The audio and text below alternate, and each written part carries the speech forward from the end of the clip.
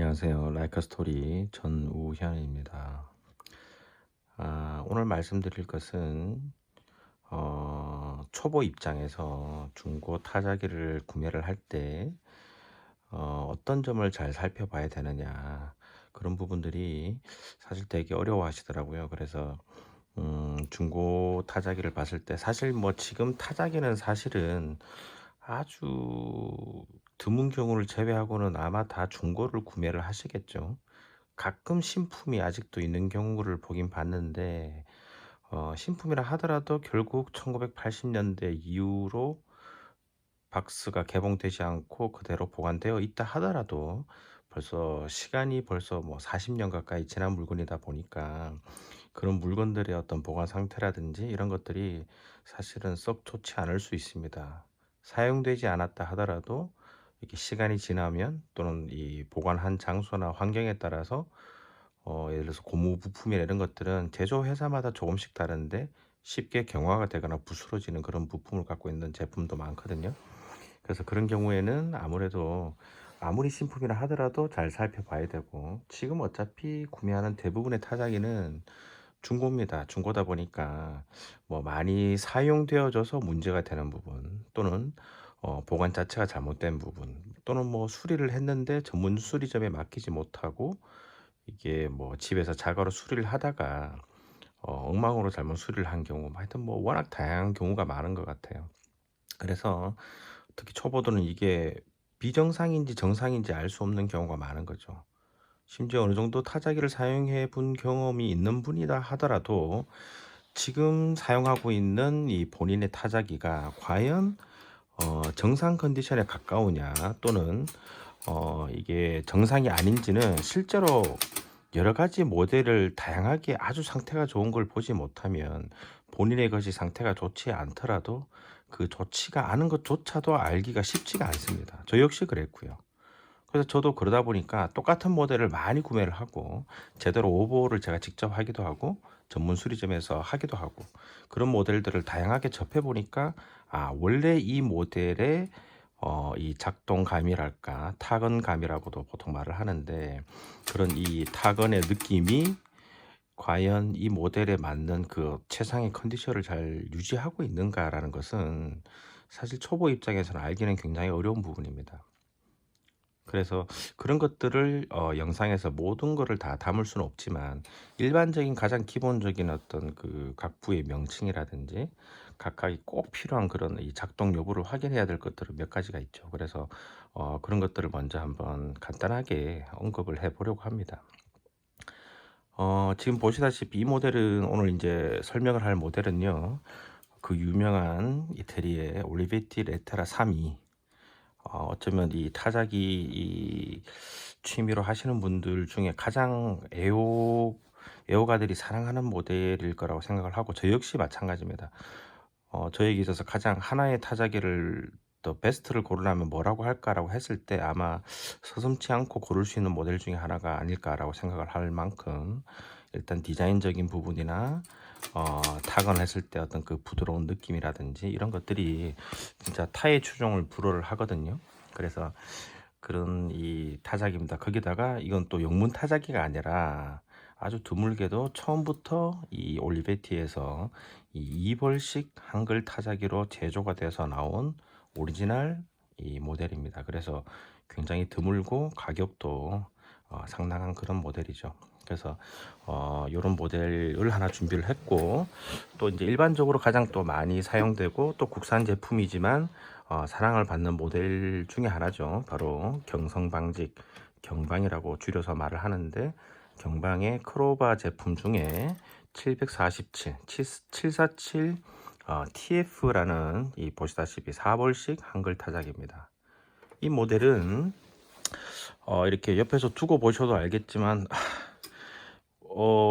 이 친구도 원래 포터블 모델로 개발된 건데, 그리고 이 보시다시피 이 세그먼트가 움직이는 방식이에요. 그런데도 불구하고 정말 얇기도 얇은 이 747보다도 얘가 더 얇아서 사실 이렇게 해필 비교되는 모델이 레테라 32가 옆에 있다 보니까 크로바가 약간 좀 더 이렇게 두께도 더 두껍고, 실제로 크기도 옆에서 봐서도 위에서 봐서도 사실은 레테라 길이는 조금 더 길어요. 나르게 부분이 이렇게 들어가 있으면서. 그런데 어쨌든 이 크로바 747TF도 정말 이 이동성을 강조한 모델로서는 뭐 국산뿐만 아니라 세계적으로도 아주 이 뛰어난 모델 중에 하나라고 저도 생각을 합니다. 실제로 그래서 국내에서도 굉장히 인기가 많고 가격도 동급의 다른 4벌식 또는 2벌식 모델에 비해서 굉장히 비싼 가격에 거래가 되죠. 그래서 누구나 갖고 싶어하는 뭐 입문기로서도 아주 좋고 실제 어떤 많이 사용한 사람들도 실사용기로도 가장 사랑받는 모델 중에 하나라고 생각을 합니다. 그래서 이 두 모델을 준비를 했고, 이 두 모델을 제가 만약에 중고로 처음 구매를 했을 때 직거래를 기준이겠죠. 또는 뭐 택배 거래를 해도 요즘 같은 시절에 택배 거래를 하더라도 처음 받았을 때 어떤 식으로 어떤 부분을 체크를 해야 되냐라는 것에 대해서 간단하게 몇 가지를 짚어보겠습니다. 우선 이런 것들을 짚어볼 때 가장 먼저 이제 외형을 잘 봐야겠죠. 그래서 처음에 이제 이 제품들을 볼 때 일단은 겉 하우징이나 이런 부분들은 당연히 잘 살펴봐야겠고, 하우징에 있어서 부서진 부분이나 이런 것들이 없는지 잘 살펴보는 건 가장 기본이겠습니다. 근데 이 하우징을 살펴보실 때 가장 또 중요한 것 중에 하나가 뭐냐면 이 바닥을 잘 보셔야 돼요. 그래서 이 바닥 재질을 보면 지금 보시다시피 여기 이제 중간에 나사로 고정되어 핀이 나사가 있고 주변에 이렇게 고무로 되어 있는 이 바닥 고무 재질이 있죠. 이렇게. 근데 이 고무 재질이 이게 30년, 40년, 뭐 길게는 5, 60년이 지난 그런 모델들은 대부분 사가서 이게 부서진 경우가 굉장히 많습니다. 그래서 간혹 뭐 주제와는 조금 다른 이야기지만 타자기를 장기간 보관할 때 어떻게 보관을 해야 되느냐라는 그런 질문을 많이 하는데, 저는 바로 이 바닥 고무 재질의 보호를 위해서라도 저는 이렇게 그냥 이렇게 바닥에 두고 보관을 하는, 장기간 그냥 움직이지 않고 보관하는 거는 저는 사실 좀 반대를 해요. 바로 그 이유가 이 바닥 고무 재질을 장기간 잘 깨끗하게 보호하려면 닿지 않고 이렇게 세워서 보관을 해야 된다고 저는 생각을 합니다. 그래서 보통 이런 이제 이동형 타자기들은 대부분 이제 전용 케이스가 있죠. 그래서 케이스에 넣으면 이렇게 서류 케이스처럼 이렇게 들 수 있게 되어 있는데, 그런 상태로 이렇게 수직으로 세워 두는 게 바닥 고무를 이렇게 직접적인 접촉을 피함으로써, 그리고 압력으로부터도 역시 이렇게 자유롭게 해줄 수가 있죠. 그렇게 함으로써 장기간 보호하는 데 있어서 다른 것들은 사실 이렇게 세우나 눕히나 이렇게 그게 왜 중요하냐라고 묻는다면 별로 중요할 그런 구조물이 없습니다. 이게 뭐 뒤집어 놓는다 하더라도 사실 크게 문제가 없어요. 대부분 여기 이제 활자집이라 그러는데 여기 글새들이 있는 부분인데, 이 부분을 좀 더 이렇게 잘 이렇게 충진만 잘 해서 글새가 앞으로 튀어나온다든지 이동 그 가방 케이스 안에, 그리고 가방 케이스가 실제로 보시면 아시겠지만 대부분 여기에 딱 이렇게 거의 이렇게 근접하듯이 이렇게 그 가방 뚜껑 부분이 이렇게 닿게 됩니다. 그래서 이 글새가 튀어나와도 그 가방 부분 때문에 사실 이렇게 튀어나와서 이렇게 글새가 파손된다든지 뭐 이렇게 휘어질 그럴 일은 사실 없다고 보고요. 그 대신 이쪽에 이제 저는 이제 부드러운 천이나 이렇게 먼지 보풀 같은 게 일어나지 않는 천을 이용해서 이제 충진을 해 놓는 상태. 그리고 모델들에 따라서는 잠금 장치를 이용하면 이 글새들이 움직이지 않도록 이렇게 잠금을 할 수 있는 그런 모델들도 있습니다. 그래서 그런 모델들은 보통 이제 독일 제품들이 좀 그렇게 하는데, 이제 그런 기능을 사용하면은 당연히 뭐 충진제도 필요가 없겠죠.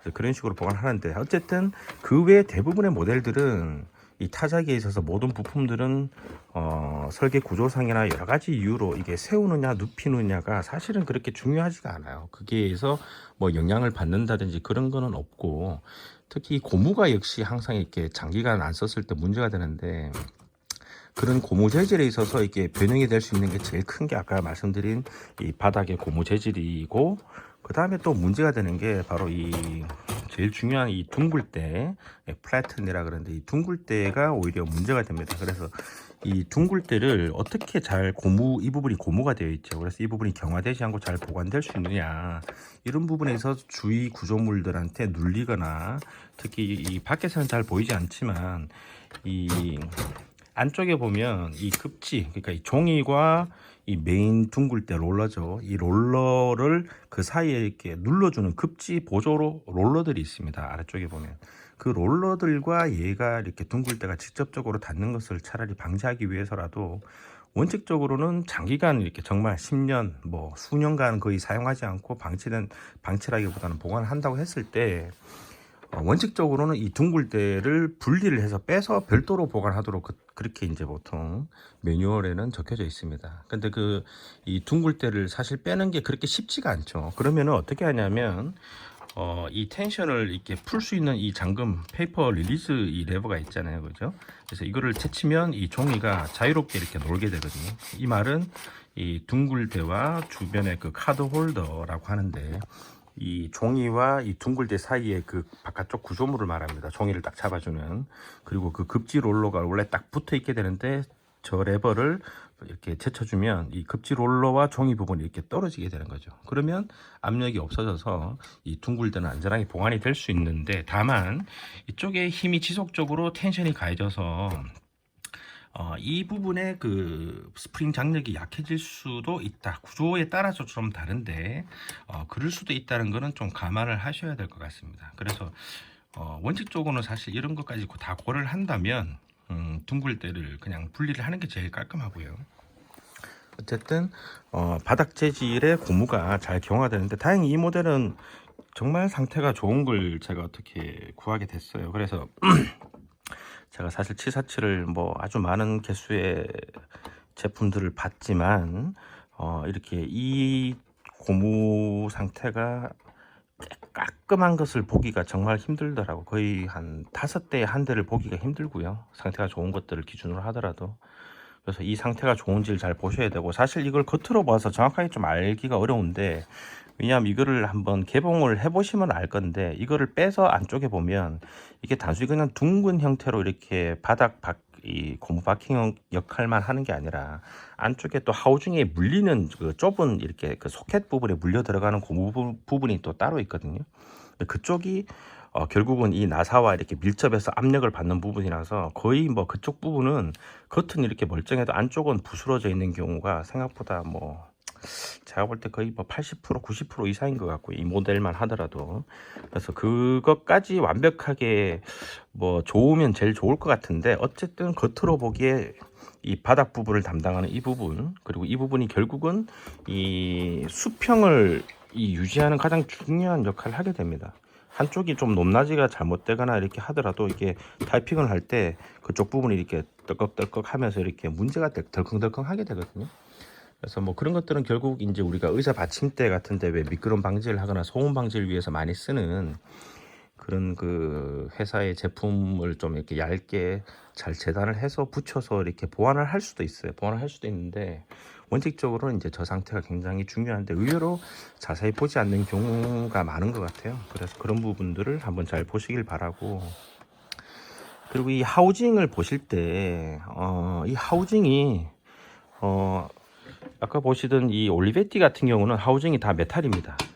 메탈이라서 특별히 이게 메탈이다 보니까 잘 부서질 일은 없어. 오히려 뭐 찌그러진다든지 강한 충격에 의해서 뭐 그런 경우가 있으면 오히려 더 이렇게 더 많이 파손될 수도 있지만, 기본적으로 메탈로 된 이런 이 바디들은 아무래도 뭐 분리를 하거나 이렇게 할 때 큰 문제가 없어요. 그런데 이 후기형 모델들, 국산도 그렇고 이런 모델들 보면 이렇게 껍데기가 지금 보시다시피 플라스틱이죠. 플라스틱이다 보니까 국내 제품은 크게 뭐 잘 아시겠지만 동아정밀이라는 회사에서 만든 그 마라톤 시리즈가 있고, 그리고 여기서 보시다시피 경성방직이라는 회사에서 만든 이 크로바 시리즈가 있는데, 모든 제품이 다 그런 건 아니지만 제 경험적으로 봤을 때 크로바 제품들의 플라스틱이 조금 더 약한 경향이 있는 것 같습니다. 그래서 특히 이 하우징과 하우징이 물리는 이 고정 걸림쇠들 있죠. 이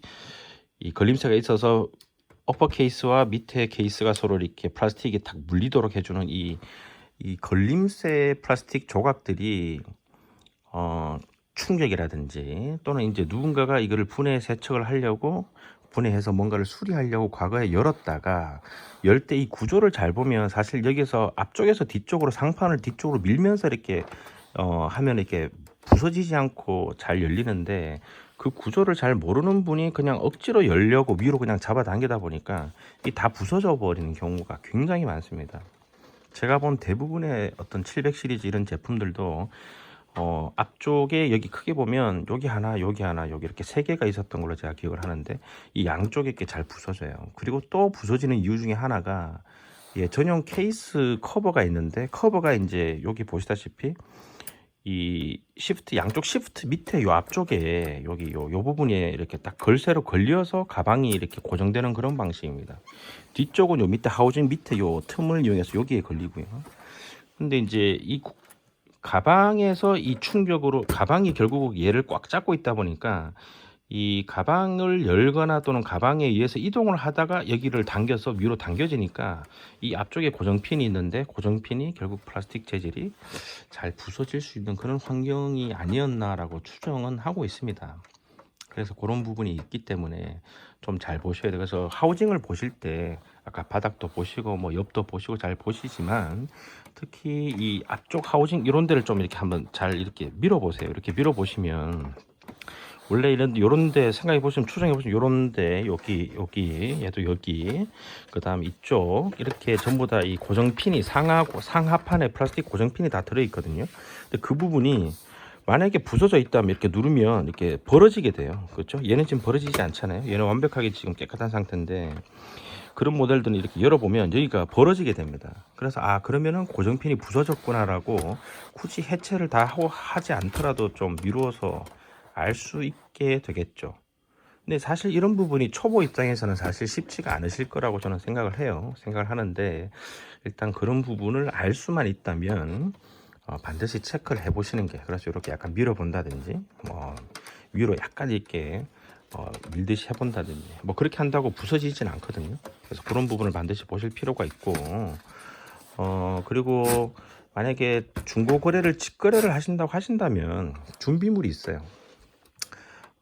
준비물은 뭐냐 하면은 일단 가실 때 이 잉크를 새 거를 한 세트를 가져가시는 게 좋습니다. 그 판매자가 이게 관리가 거의 뭐 장기간 그냥 방치가 된 경우에 잉크 자체가 완전히 말라서 이게 정상적으로 사실은 우리가 이 타이핑 테스트를 한번 해봐야 되잖아요. 그런데 이렇게 쳤을 때 글자가 이렇게 나와야 되는데 잉크 자체가 말라버리니까 테스트를 할 수가 없는 거죠. 정상인데도 불구하고. 그래서 그런 경우는 현장에서 뭐 리본 가는 거는 사실 뭐 크게 어려운 일이 아니니까 저는 사실 직거래를 할 때는 장갑도 가져갑니다. 왜냐하면 이 리본을 만지면 손이 이렇게 다 잉크에 이제 이염이 되니까 그 얇은 비닐 장갑 같은 거 있죠. 그거를 이제 하나 가져가시고 저는 핀셋도 하나 가져가요. 그래서 핀셋이 있어야 핀셋의 역할은 뭐 별건 아니지만 이 리본 잉크를 이렇게 걸고 뺄 때 손으로 하는 것보다는 역시 이 얇은 핀셋이 하나 있으면 더 정확하게 빨리 할 수가 있습니다. 제가 아마 다른 영상에서 리본을 쉽게 빠르게 잘 가는 방법도 제가 말씀을 드릴 텐데 어쨌든 그 잉크를 가져가시는 게 제일 중요하고 두 번째는 반드시 종이를 한 두세 장 이상 가져가시는 게 좋습니다. 그래서 종이를 가져가셔야만이 그 자리에서 이렇게 인쇄질을 테스트를 해볼 수가 있죠. 그래서 종이를 반드시 가져가셔야 된다는 거, 그거를 제가 꼭 강조를 하고 싶고 간혹 판매자분께서도 종이를 준비해 오시는 경우도 저는 봤어요. 그래서 되게 감사했는데 어쨌든 인쇄 결과물을 보기 위해서라도 인쇄할 수 있는 잉크와 이거는 꼭 가져가셨으면 좋겠다는 거고, 처음에 이제 타자기를 처음 구매하시는 분들은 이 잉크가 없겠죠. 그런데 잉크를 인터넷에 그 쇼핑몰에서 구매하실 수가 있어요. 그래서 가격은 뭐 5,000원에서 10,000원 정도 왔다 갔다 하는데 잉크도 이제 종류가, 잉크도 제가 나중에 한번 따로 별도로 한번 설명을 하겠지만 보통 우리가 많이 쓰는 것들은 그냥 14mm 폭을 가지고 있는 단색 1단짜리 단색 잉크를 사용합니다. 영문 타자기 같은 경우는 뭐 단색을 사용하는 경우도 있지만 보통은 두 가지 색깔을 갖고 있는 컬러를 많이 사용해요. 한번 보여드리면 지금 이 모델 같은 경우는 이 올림피아, 독일 올림피아의 SM2입니다. 1950년대 정도에 만들어진 모델인데 여기 보시다시피 잉크가 상단에는 검정색이고 하단에 빨간색으로 해서 2단으로 되어 있죠. 자, 잉크 보시면 잉크 자체가 그렇게 되어 있습니다. 그래서 뭐 이런 경우도 있지만 굳이 뭐 이런 거를 필요가 없고요. 한글 타자기를 구매를 할 때는 또 한글에서는 또 저렇게 2단 컬러 잉크를 제대로 사용하기가 쉽지가 않기 때문에 어쨌든 이 단색 컬러를 갖고 있는 잉크를 가져가는데 이거를 미리 하나 구매를 하시는 게 좋아요. 그래서 그럼 어떤 걸 사느냐 한데 보통 이 타자기는요 모든 이 모든이라 하기는 그렇지만 제가 본 대부분은 호환이 됩니다. 호환이 되고 국산은 거의 뭐 이게 동화정밀이든 또는 이 경방이든 그러니까 크로바든 마라톤 모델이든 이게 다 거의 다 호환이 되기 때문에 그냥 통상적으로 많이 쓰시는 인터넷에 보면 그 호환성으로 많이 쓰는 이 재생은 아니죠. 이 부품들을 판매를 합니다. 그래서 개당 한 5,000원에서 10,000원 정도 하는데 하나 사놓으면 어차피 신품을 사더라도 얘는 필요하니까 구매를 하셔서 준비를 가시는 게 좋을 것 같아요. 그렇고요. 그 다음에 이제 외형을 다 보셨고 여기 눌러서 뭐 하우징 그 맞물리는 어떤 그런 이 맞물림 고정 핀들의 어떤 부서짐이 없는지 이렇게 잘 봤다면 그 다음에 이제 기능적으로도 좀 잘 봐야 되겠죠. 그래서 그 중에서 제일 중요한 게 역시나 인쇄가 잘 되는지 있어서 제일 중요한데 인쇄가 되려면은 두 가지 조건이 갖춰져야 돼요. 첫 번째는 이 글씨가 제대로 눌러질 때 힘있게 원하는 딱 그 어떤 이 저항이 없이 잘 가야 된다는 거 당연한 거고, 두 번째로 보시다시피 나르게가 한 칸 한 칸 정확하게 글자 하나를 칠 때마다 옆으로 한 칸씩 가줘야 됩니다. 전진을 해줘야 되는 거죠. 그리고 줄 바꿈을 하고 이렇게 눌러주면 줄이 바꿔지고, 그리고 필요에 따라서는 왔다 갔다 이렇게 할 수가 있고요. 그리고 fast repeat라 그래서 이 한 칸 한 칸 누르는 스페이스 바를 누르고 있으면 빠르게 이렇게 이동시켜주는 이런 기능까지 있는 모델 같은 경우에는 이런 나르게의 좌우 움직임이 원활하게 아무런 문제가 없는지 반드시 이 나르게 잠금 풀림 이 레버가 있습니다. 캐리지 릴리즈 레버라고 하는데 얘를 반드시 이렇게 움직여서 아무런 저항이나 어떤 걸림이나 소음이나 문제가 없이 부드럽게 이렇게 잘 움직여야 됩니다. 지금 오른쪽 끝으로 갈 때 땡땡거리는 거는, 이 소리가 벨이 울리는 거는 이 마지막 오른쪽 마진 가까이 왔을 때 5포인트 앞에서 자동으로 벨이 울리도록 이렇게 설정이 원래 웬만한 모든 타자기는 벨 기능이 있는 타자기는 원래 다 있거든요. 그래서 그렇게 움직이는 거라서 이 벨도 원래 제대로 움직이는지도 확인을 해야 돼요. 해야 되고, 어쨌든 이 나르게가 잘 움직이는지, 그리고 이 긴 레버 있죠. 이게 바로 줄을 바꿔주는 레버입니다. 그래서 원하는 여기 요 레버는 얼마만큼의 양으로 줄을 바꿀 거냐 하는 겁니다. 여기 자세히 보시면 이거는 모델마다 다 달라요. 위치도 다르고 생긴 것도 약간씩 다른데 제일 위에 보면 이게 점으로 되어 있죠. 점으로 되어 있는 거는 이 나르게 잠금 장치 역할을 하는 포인트입니다. 그래서 얘를 제일 위로 이렇게 제쳐두면 지금 보시다시피, 자, 이걸 움직여 볼게요. 자, 이렇게 움직이는 거 보이시죠? 자, 그럼 어떻게 되나요? 얘가 이렇게 딱 요 레버가 여기에 물리게 됩니다. 이 역할은 뭐냐 하면 결론적으로 이 나르게가 이동되었을 때 지금 뒤쪽에 이 레일과 얘가 서로 딱 부딪히도록 만들어 주는 거죠. 그래서 결론적으로 나르게가 오른쪽으로 더 이렇게 밀리지 않도록 이렇게 락 기능을 해줍니다. 풀어주면 움직이죠. 그래서 이 역할을 해주는 게 바로 이 잠금 장치다. 그래서 이동을 할 때나 가방에 넣을 때, 수납을 할 때 이렇게 제일 위로 제쳐서 두면 나르게가 불필요하게 움직이질 않습니다. 한쪽만 잠궜는데 어떻게 양쪽이 다 잠기냐 하시겠지만, 나르게는 원래 우측으로 밀 때는 원래 그냥 브레이크가 걸리지 않고 이렇게 걸리지 않고, 좌측으로 밀면요 원래 이렇게 브레이크가 밀려요. 글자 하나하나 칠 때만 이렇게 이동을 하도록 그렇게 원래 되어 있는 거죠. 그래서 이때는 이 레버를 제쳐주어야 자연스럽게 움직이게 됩니다. 그래서 한쪽만 원방향으로만 이렇게 잠궈 두어도 나르게는 절대 좌우로 움직이지 않습니다. 그렇게 되는 거죠. 그래서 그 잠금 장치가 있으면은 잠금 장치도 잘 확인을 해야겠어요. 잠금 장치는 이 모델마다 모두 다릅니다. 예를 들어서 이 레테라 같은 경우는 여기에 달려 있거든요. 여기에 달려 있어서 얘를 풀어주면 움직이고, 예를 들어서 다시 밑으로 내려 잠근 상태에서 탁 걸리면 여기서 이제 걸리게 되는 거거든요. 그래서 풀고 잠그고 이렇게 되는 겁니다. 그래서 모델마다 모두 다르고요. 심지어 이쪽 부분에 잠금 장치가 뭐 이렇게 레버식으로 달리는 그런 모델들도 있고, 보통은 큰 그냥 일반 10인치 정도 되는 일반 모델들은 이쪽 부분 정도의 저기 아까 보셨던 네테라처럼 좀 수직으로 세워져 있는 경우도 있고, 국산은 대부분 이렇게 눕혀져 있어요. 그래서 밀면 여기가 딱 걸려서 걸쇠가 걸리게 돼 있고, 제치면 풀리는 보통 그런 방식이고, 방금 보신 이런 것들은 에르메스나 이 747 같은 경우 이 나르기가 뒤로 제쳐지고 이런 모델들은 얘를 고정시켜 주기 위해서 보통 여기에 잠금 장치가 줄바꿈 레버랑 같이 그 기능을 하는 경우가 많습니다. 그래서 이렇게 잠기죠.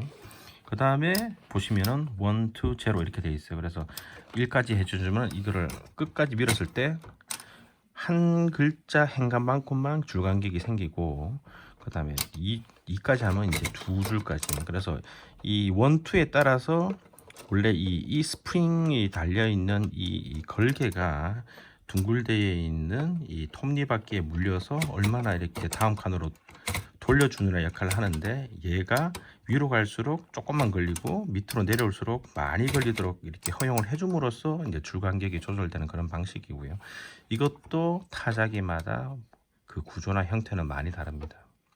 그래서 어쨌든 얘가 원활하게 이렇게 딱딱 잘 작동을 하는지, 그리고 두 칸 밀었을 때 두 칸만큼 잘 이동하는지, 그리고 제일 밑에 보시면 이게 제로라고 이렇게 1, 2 다음에 3이어야 될 것 같은데, 제로라고 되어 있는 것은 뭐냐면은 이 단이 걸리지 않는다는 겁니다. 이게 뭐냐면은, 자 2까지 해서 보면 따닥딱 이런 식으로 이 소위 말하는 여기 톱니바퀴 한 칸이 글자 이 한 칸만큼 이 만큼이거든요. 그래서 이게 탁탁 이렇게 움직이는데, 얘를 0으로 보내면 완전 자유롭게 움직입니다. 걸림이 없게 되는 거죠. 지금 보면 소음이 없죠. 다시 2로 해서 이렇게 보면 타닥 이렇게 걸리는 게 보이죠. 다시 1 정도에서 이렇게 보면 타다닥 3번 걸립니다.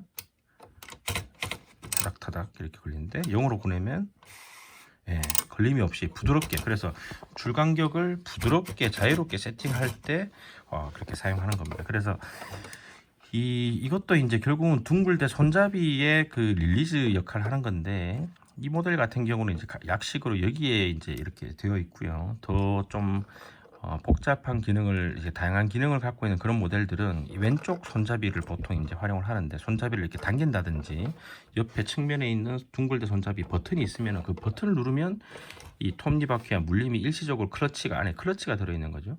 그래서 그 기계적인 힘이 순간 풀렸다가 놓았다가 이렇게 클러치 역할을 해줌으로써 이게 걸리지 않고 자유롭게 행간 이동 줄 간격을 마음대로 조절할 수 있도록 그렇게 해주는 겁니다. 그래서 이 줄 간격 레버가 각 칸마다 제대로 작동을 하는지 이런 것들을 봐야겠죠. 그리고 또 이제 외형, 제가 좀 뭐 이렇게 왔다 갔다 설명을 해서 죄송하긴 한데,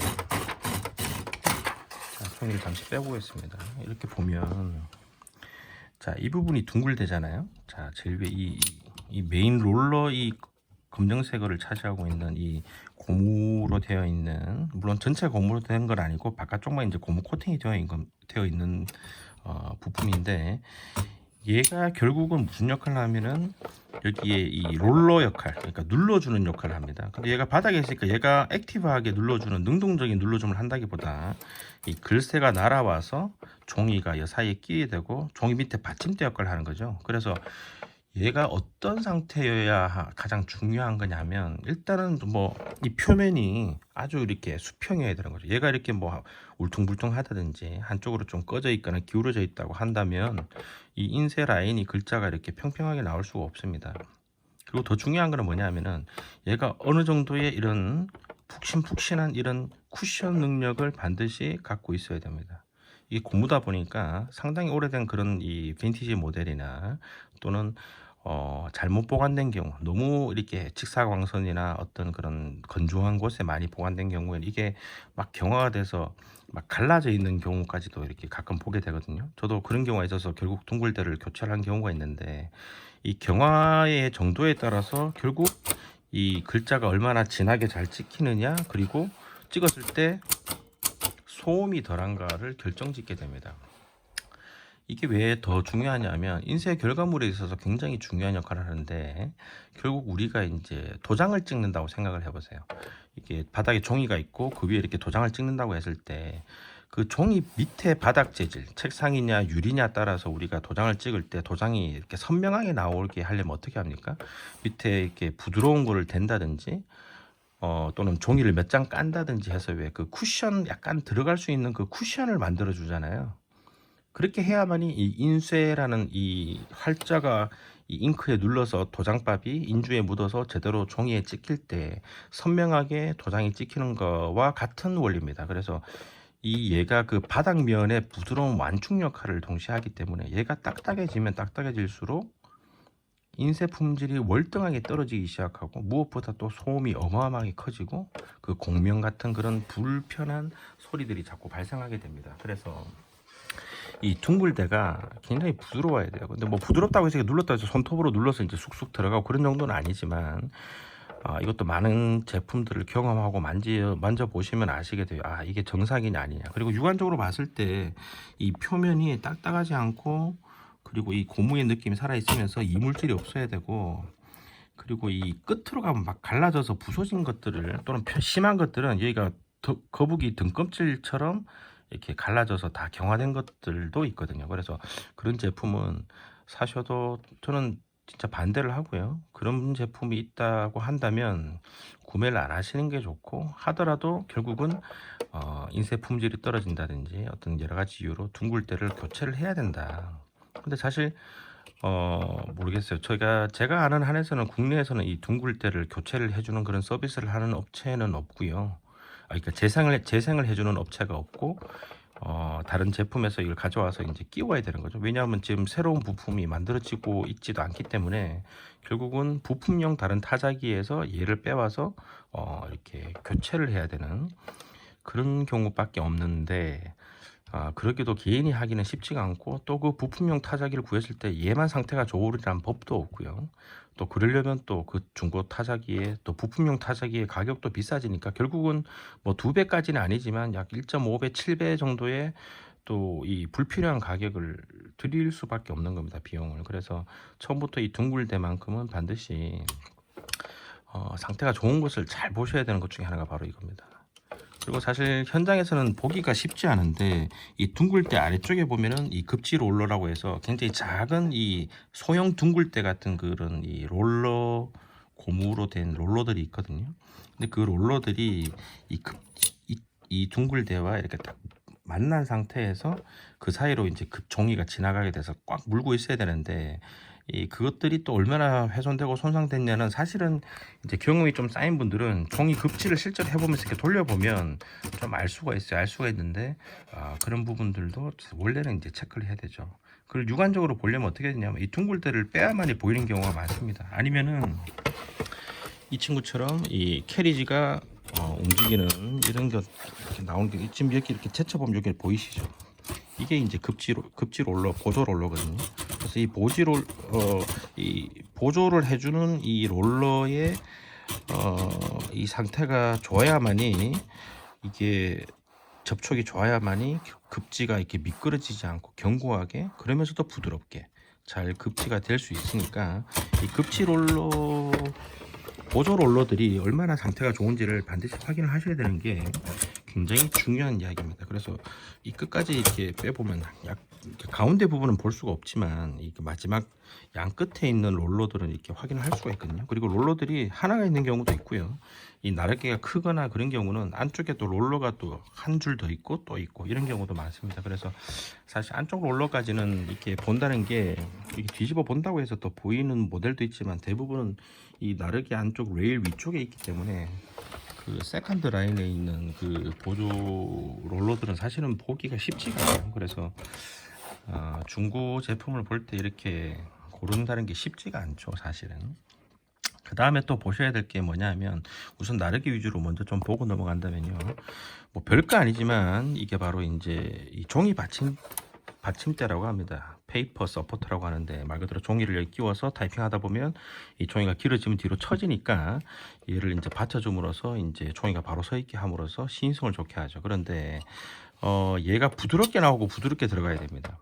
근데 어떤 것들은 이 보시다시피 뭐 별거 없어요. 이 나르기 뒤쪽 이 자 뒷부분에 이렇게 홈이 있고 얘가 그냥 여기에 이렇게 수납이 되고 여기 손잡이가 있어서 눌러주면 빠지는 이런 방식.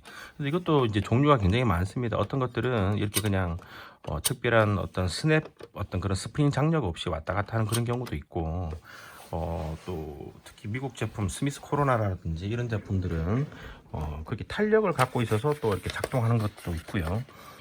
다시 올리베티를 보면 이 친구도 그냥 누르면 나오는 방식이지만 일렬이 아니라 이렇게 V자 타입으로 이렇게 나오는 경우도 있습니다. V자 타입으로 나오는 거는 국내 제품에서는 저는 우선 지금 기억은 잘 안 나고요. 외국 제품은 상당수가 이렇게 된 게 많더라고요. 그래서 이게 되게 사실 써보면 이 V자로 되어 있는 게 되게 편하거든요. 그래서 이 형태가 좀 다양할 수 있다는 거 그걸 아시면 좋겠고, 그리고 중요한 게 딱 보셔도 아시겠지만 이게 이제 이렇게 된 상태에서 누가 장난을 친다든지 뒤쪽에서 민다든지 앞에서 이거를 이게 종이가 이렇게 앞쪽에 있으면 이렇게 종이가 이렇게 있으면 뒤에 페이퍼 서포트가 있는지 없는지 모르는 안 보이잖아요. 그러다 보면 누가 이렇게 눌러버리면 어떻게 해요? 지금은 없어서 다행히 좀 있었다면 어떻게 되겠습니까? 그냥 강한 힘으로 눌러버리거나 이렇게 제쳐버리면 말 그대로 이 페이퍼 서포트 자체가 굉장히 얇기 때문에 금방 휘어버립니다.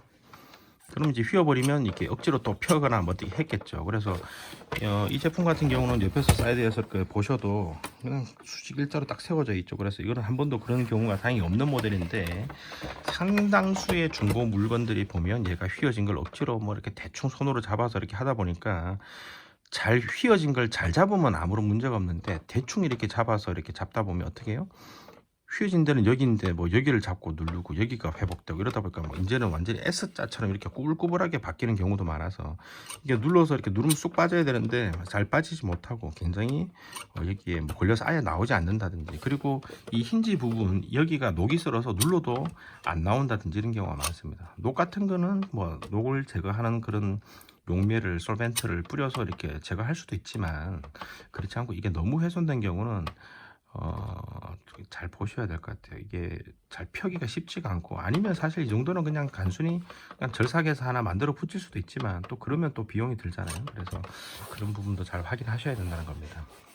그리고 이게 이제 페이퍼 베일이라 그래서 이제 종이를 눌러주는 역할을 하는 거죠. 그래서 형태는 굉장히 다양합니다. 이런 얘처럼 이런 식으로 되어서 여기 이제 롤러가 더 추가로 있는 경우도 있고, 대부분 좀 포터블 중에 그냥 일반적인 이 중형들은 다 이런 식으로 이게 롤러가 있는 경우가 많습니다. 근데 저 롤러가 부서지는 경우가 많아요. 세월이 지나면서 이것도 재질이 고무냐, 얘처럼 얘는 메탈로 되어 있어서 얘가 뭐 부서질 이유는 없는데, 물론 안쪽에 부분은 또 이렇게 고무 바킹이나 이렇게 클러치가 있어서 좀 부서질 수 있는 부분도 있는데, 다행히 올리베티는 부서지고 이런 게 없는데, 국산 제품 중에서 얘가 그냥 고무로 된 게 많습니다. 고무로 된 것들은 아시다시피 시간이 지나니까 경화가 되고 갈라지거나 뭐 한쪽은 빠지거나 또 이렇게 왔다 갔다 할 수 있도록 되어 있거든요. 옆으로 이제 종이 폭에 따라서 이렇게 자기가 조절할 수 있게 되는데, 그 안쪽에 마찰되는 부분이 뭐 이렇게 과한 작동이나 잘못된 작동에 의해서 저기 이제 망가지는 경우도 많은 거죠. 그래서 그런 경우가 없는지 잘 살펴보셔야 되고, 그리고 이 베일 자체가 이렇게 보시면 지금 이렇게 장력이 있거든요. 원래 손잡이는 이제 이쪽에 있습니다. 그래서 이렇게 제치면 탁탁, 내리면 탁탁, 이렇게 텐션이 느껴지죠. 텐션이 느껴집니다. 이 친구도 탁탁, 이렇게 텐션이 있습니다. 물론 없는 모델들도 있어요. 그냥 이 무게만으로 그냥 눌러주는 그런 모델도 있고요. 이 친구처럼 여기에 장력 스프링이 있어서 장력을 이렇게 주면서 종이를 탁 눌러주는 힘이, 스프링 힘이 작용하는 게 있습니다. 들어올릴 때도 마찬가지고. 그래서 이 장력이 제대로 살아 있는지 이걸 보는 것도 중요하고요. 그리고 이게 수평을 정확하게 잘 유지하고 있어야 됩니다. 이 모델은 지금 수평이 아무런 문제가 없죠. 그런데 이게 수평이 안 되는 모델들은 결국은 이게 종이를 눌러주는 그 우리가 왜 서예를 할 때 위에 서진이라 그러나요? 종이를 눌러주는 그 누름쇠 역할을 하는 건데, 얘가 결국 이 표면이 균일하지 못하고 이렇게 좀 휘어 있다든지 그렇다면 종이를 눌러주는 역할을 제대로 할 수가 없게 됩니다. 그래서 그런 모델들이 아닌지를 잘 보셔야 되고, 그리고 이 부분이 뭐냐 하면은 잘 아시겠지만 이게 바로 처음 보시는 분들은 이게 뭔지 잘 모르세요. 그래서 이게 이제 여백을 조절하는 겁니다. 내가 종이가 이렇게 있을 때요, 송이가 이렇게 입력을 할 때 이 여백을 얼마나 두고 타이핑할지, 우리가 워드 프로세서에 보면 좌우 여백 조절하는 거 있지 않습니까? 그게 바로 여기에서 온 겁니다. 그래서 이 모델 같은 경우에는 이런 식으로 생겼어요. 그래서 여기를 보통 위에서 수직으로 이렇게 누르면 움직이고, 놓으면 좌우로 절대 움직이지 않도록 이렇게 고정이 됩니다. 요 밑에 레일 요 부분이 얘가 움직이고 타고 움직이는 요 레일이 있는데, 요걸 이제 마진 레일이라 그래요. 마진 탭 레일이라 그러는데, 밑에 쪽은 이제 톱니바퀴식으로 되어 있고요. 그 톱니바퀴 얘가 물리는 방식이고, 스프링이 있어서 눌러주면 톱니바퀴에 있어서 이완돼서 이렇게 움직이는 방식입니다. 저 안쪽에 좀 뾰족뾰족한 톱니 같은 게 있는 게 보이시죠? 그래서 얘를 이렇게 눌러주면 자유롭게 움직이죠. 그 말은 결국은 얘를 이렇게 해놓으면은 얘는 여기서부터 여기까지만 쓰겠다 이렇게 되는 겁니다. 이 바깥쪽 부분은 타이핑을 할 수가 없어요. 그래서 여백을 제한시켜 주는 역할을 하는 거고, 이 여백을 어디까지 제한시켜 주냐에 따라서 결국 나르게가 여기까지만 이동하도록 그런 장치가 되어 있습니다. 그래서 이 여백 조절하는 이 탭, 마진 탭이라 그래요. 얘를 왼쪽 마진 탭과 오른쪽 마진 탭이 부드럽게 잘 움직여야 됩니다. 그리고 부드러운 반면 놓았을 때, 그냥 두었을 때 절대로 자기가 혼자서 이렇게 좌우로 이렇게 보세요. 안 움직이죠. 절대로. 얘도 그냥 눌러서 움직이는데, 그냥 좌우로 한번 물리면 절대로 움직이지 않아야 되는데, 그냥 쉽게 밀으면 그냥 이렇게, 제가 눌러서 지금 방금 움직인 거지만 쉽게 이렇게 그냥 움직였을 때 움직인다든지, 눌러서도 좌우가 잘 움직이지 않는다든지, 이런 경우는 이게 심각한 문제가 있는 거죠. 사실 근데 이게 원리가 되게 간단해서, 뭐 그냥 판 스프링이나 보통 스프링이 있는 경우도 있는데, 그냥 이 메탈 자체가 판으로서 스프링 역할을 하면서 누르면 밑에 그 아래쪽에 렉에 있는 그 톱니바퀴랑 이제 떨어지고, 놓으면 이제 톱니바퀴에 물리는 방식으로 단순한 구조로 되어 있기 때문에, 조금 뭐 이렇게 눌리거나 이렇게 고장이 있다 하더라도 대부분은 조금만 이렇게 드라이버나 아니면 이렇게 롱로즈로 이렇게 펴주면 스프링의 그 장력이 좋아지는 경우가 있습니다. 그런데 이제 완전히 부서졌다든지 엉막으로 뭐가 휘어 있다든지 이런 경우는 이게 마진이 작동을 안 하면, 이게 작동을 안 하면은 타이핑을 제대로 할 수가 없습니다. 왜냐하면은 내가 원하는 만큼의 이 공간 이동을 할 수가 없기 때문에 여백 마진을 반드시 자기가 정해줄 수 있어야 되고, 나르게는 결국 요 라인을 벗어서 더 왼쪽으로 가지가 않습니다. 또 반대쪽으로는 보시면 얘를 여기에 설정을 해두면요, 70 정도 설정을 해두면 이쪽 바깥쪽으로 더 이상 타이핑을 못하도록, 여기가 타이핑을 하는 포인트가 되죠. 여기가 입력하는 포인트입니다. 글쎄 가이드니까요. 얘를 더 이상 가지 않도록 딱 지정해 줍니다. 더 가려면은 얘를 더 빼서 이렇게 보내줘야만이 더 이동해서 더 여백 이 부분만큼을 글자를 입력할 수 있게 되는 그런 구조를 갖고 있습니다.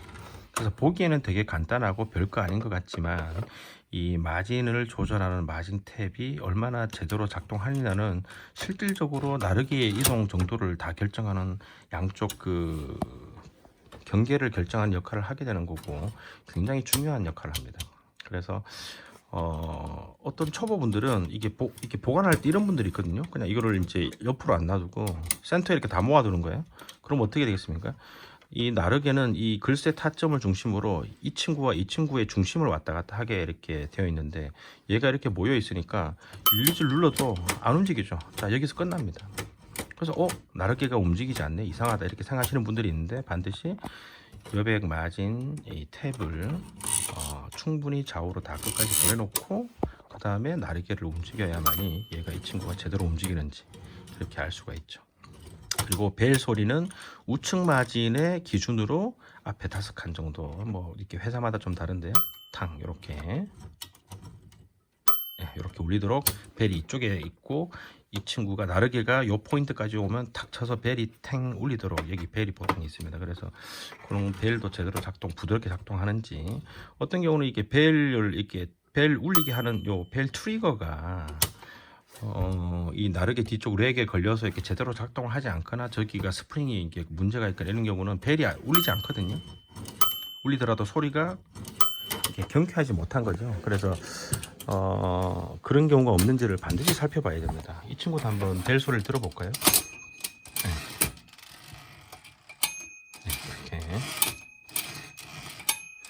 이렇게 올베티의 벨 소리는 이런 소리를 냅니다. 그래서 인제 이 각 마진들이 제대로 작동하는지 반드시 보셔야 된다는 거. 그러면 인제 대충 나르게 쪽의 이야기는 대충 한 것 같아요. 그리고 나머지 리본이나 상판을 열었을 때, 자, 상판은 대부분 인제 뭐 열리는 방식은 조금씩 다르지만 이렇게 수동으로 열리는 요런 파트가 있고, 또 저 친구도 메탈이지만 이렇게 원스텝으로 이렇게 열리게 되어 있습니다. 그래서 여기 안쪽 구조물을 다 들여다 볼 수 있게 되어 있죠. 이게 열리게 되도록 만든 이유가 있습니다. 쉽게 말하면 자동차의 후드 또는 이제 앞에 쪽에 엔진을 덮고 있는 보닛 후드 뚜껑이라 보시면 돼요. 그래서 여기에서 일종의 소모품인 잉크를 갈도록 되어 있고, 그리고 이 글새가 움직이는 공간 역할을 하는 곳, 결국 이게 가장 핵심이니까요. 이 부분을 언제든지 실제 육안으로 보고 상태를 확인할 수 있고 정비를 할 수 있도록 그렇게 해둡니다. 그리고 모델에 따라서는 이 안쪽에 레버를 몇 가지 더 숨겨둔 경우도 있어요. 그래서 그런 레버들을 좀 더 움직일 수 있도록 해준다든지, 보통 안쪽에 숨기는 레버들은 뭐 자주 쓰는 레버들은 당연히 바깥쪽으로 이제 교체를 하는데, 자, 이 모델에 있어 가지고 여기 보면 이제 LH가 되어 있고 왼쪽에 여기 이 레버가 있습니다. 이 레버가 크로바 같은 경우는 뭐냐면 H와 L이 결국 이게 이제 타력 조절 레버라 그래요. 타력이란 것은 결국은 이 모든 이 타자기들이 글쎄를 눌렀을 때 원복시키는 스프링 역할을 하는 이 바가 있습니다. 전체적으로 그 바에 되돌아오게 해주는 타력의 파워를 말하는 거예요. 그래서 이거를 H로 하면은 얘가 힘이 강하게 되돌아오도록, 빨리 되돌아오고 또는 강한 힘으로 되돌아오도록 해주는 그 장력을 강하게 해주는 역할을 하고, L로 낮추면은 이 약해집니다. 그래서 소리도 좀 다르죠. 돌아오는 속도도 조금 천천히 돌아옵니다. 그래서 이 타력 조절계가 얘 같은 경우는 이제 밖에 있지만, 이 모델 같은 경우는 밖에 있지가 않아요. 밖에 있지가 않고 이 안쪽에 지금 보시다시피, 예, 요게 여기 보면 이제 스프링이랑 연결이 되어 있죠. 그래서 이거를 조절하므로써 이렇게 최대한 위로 들어올리면 이 타력이 강해집니다. 반대로 내리면 소리도 약해졌어요. 부드러워지고요, 확실히. 그 대신 이 글새가 원래대로 되돌아오는 속도도 느려지게 됩니다. 이런 레버가 이 안쪽에 숨겨져 있는 경우도 있습니다. 뭐 숨겨놨다기보다 뭐 자주 쓰지 않는 것들을 상대적으로 안쪽으로 배치하고 뭐 그런 경우도 있고요. 이거는 타자기마다 모두 달라서 뭐 딱 뭐라고 말씀드리기 힘든 것 같아요. 이 제품은 그럼 뭐 굳이 왜 저렇게 안으로 넣어놨냐 하면은, 그 자리에 아까 크로바 747 같은 경우에는 타력 조절 레버가 있는 저 위치에 이 친구는 여기 뭐 아무런 표시가 있진 않지만 자세히 보시면은 요 레버가 안에 있습니다. 이 레버는 뭐냐면은 타력 조절 레버가 아니라 이 탭키의 탭 위치를 결정해주는, 그래서 이쪽으로 위로 누르면 탭이 세팅이 되고, 세팅된 탭 위치에서 밑으로 내려주면 그것을 지워주는 그런 역할을 하게 됩니다. 그래서 탭이란 것은 여기서부터 여기 그 여백 안에서 입력하는 공간에서 사용자가 지정해주는 이렇게 점핑 포인트라고 보시면 될 것 같아요. 그래서 이거는 뭐 나중에 다시 한번 제가 설명할 텐데, 일단 이런 것들이 있다. 그래서 일단 겉에서 확인하는 것들의 나르게 부분에 대해서 일단은 설명을 드렸고요. 그 나머지 안쪽이라든지 좀 더 이제 실제적으로 이 타이핑 했을 때 문제가 되는 부분을 확인하는 부분은 제가 2부에서 또 연결해서 말씀을 드리도록 하겠습니다.